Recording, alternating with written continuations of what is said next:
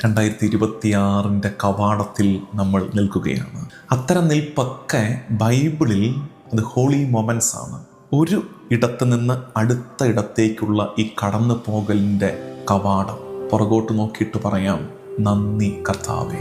2025 കിട്ടിയ unexpected blessings ഉണ്ട്. നമ്മൾ വിചാരിച്ചില്ല അങ്ങനെ ഒരു അനുഗ്രഹം കർത്താവ് എടുത്തു വെച്ചിട്ടുണ്ടെന്ന്.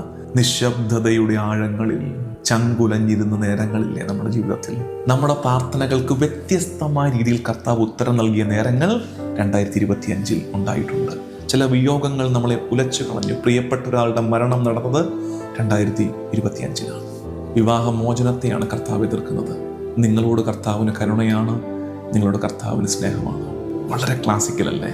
എനിക്ക് വളരെ പ്രിയപ്പെട്ട വാക്യമാണ്. ദൈവത്തെ സ്നേഹിക്കുന്നവർക്ക്, അവിടുത്തെ പദ്ധതി അനുസരിച്ച് വിളിക്കപ്പെട്ടവർക്ക് അവിടുന്ന് സകലവും നന്മയ്ക്കായി